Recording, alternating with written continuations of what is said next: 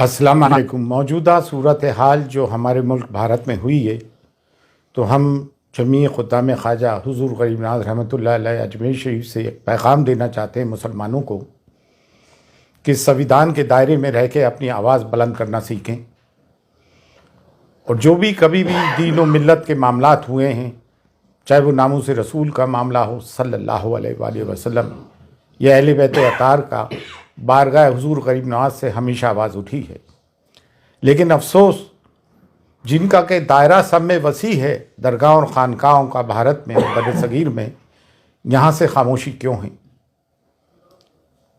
نکل کر خانقاہوں سے ادا کر رسم شبیری، اور یہ وقت مسلکی اختلافات کا نہیں ہے۔ مسلکی اختلافات کو درکنار رکھتے ہوئے، بالا طاق رکھتے ہوئے ہمیں قوم و ملت کے لیے آواز اٹھانی ہے۔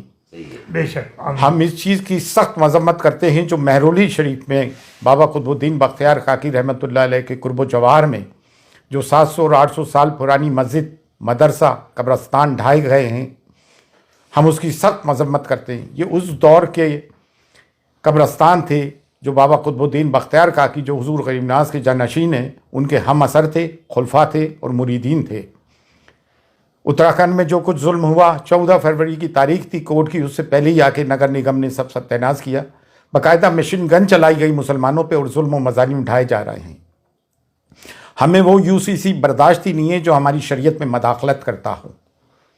بریلی میں جو توقیر رضا خان صاحب نے آواز اٹھائی، سویدھان کے دائرے میں رہتے ہوئے جیل بھرو آندولن کا آہوان کیا، جو گاندھی جی نے برٹش پیریڈ کے وقت کیا تھا، وہ بھی ایک سویدھانک طریقہ ہے، ہم نے اس کی بھی پرزور حمایت کی ہے۔ اور مفتی سلمان اظہری صاحب کو جو بندی بنایا گیا، ان پہ کیس لگایا گیا، ایسی انہوں نے کون سی بات کر دی تھی، اور ATS کو اس میں حائل کر دیا گیا۔ جب بھی کوئی مسلمان کوئی اپنے حقوق کی آواز اٹھاتا ہے، اپنے پہ ہو رہے ظلم کی آواز اٹھاتا ہے، تو اس کے تار پاکستان سے یا کسی بھی ٹیررسٹ آرگنائزیشن سے جوڑنے کی کوشش کی جاتی ہے۔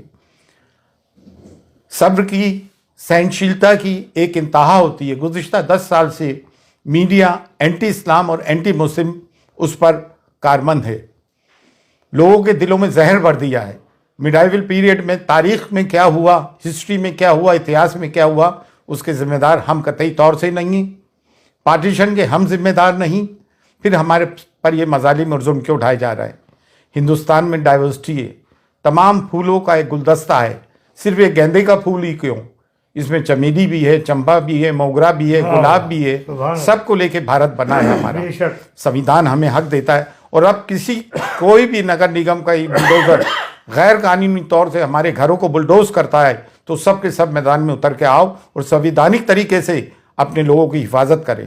یہ بلڈوزر کی راجنیتی انہوں نے اسرائیل سے سیکھی ہے۔ پھر نیالیہ کس کام کے، عدالتیں، کورٹ کس کام کی؟ اگر تمام کام نگر نگم اور پولیس کر لے گی تو پھر عدالت کس کام کی؟ عدالتوں سے جو فیصلے آ رہے ہیں قانون کی روح سے نہیں آ رہے ہیں بلکہ آستھا کی روح سے آ رہے ہیں۔ تو اب مسلمان جائیں تو کہاں جائیں؟ اب درگاہ اور خانقاہ جن کا کہ سب میں بڑا گہوارہ ہے، جس کی بھارت میں سب میں زیادہ فالوئنگ ہے، آپ لوگ آواز کیوں نہیں اٹھاتے ہو بھائی؟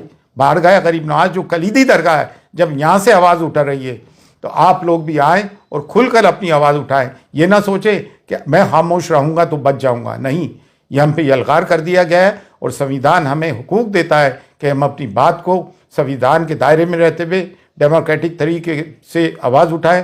آج حضور غریب نواز کی درگاہ تک بھی بات پہنچ گئی ہے، حضور غریب نواز کی شان میں گستاخیاں ہو رہی ہیں، ہمارے نبی کریم صلی اللہ علیہ وآلہ وسلم کی شان میں گستاخیاں ہو رہی ہیں۔ کب تک مسلمان برداشت کرے گا؟ اور اگر مسلمانوں کی عبادت گاہوں پہ بلڈوزر چلنے کے بعد بھی مسلمان چپ ہے تو اس سے بڑھ کے مرداری کیا ہوگی؟ لیکن الحمدللہ اب مسلمان جاگ گیا ہے، ہم سب جاگ گئے ہیں۔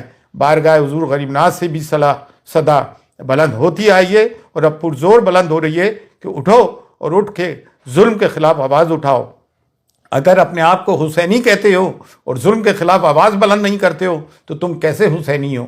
مسلکی اختلافات اپنی جگہ ہیں، لیکن ملت کی بنیاد پر مسلکی اختلافات کو بالائے طاق رکھو، اور جو لوگ بول رہے ہیں ان کی حمایت کرو، آؤ اور بولو مسلمانوں کے ظلم کے خلاف۔ فی امان اللہ، اللہ حافظ۔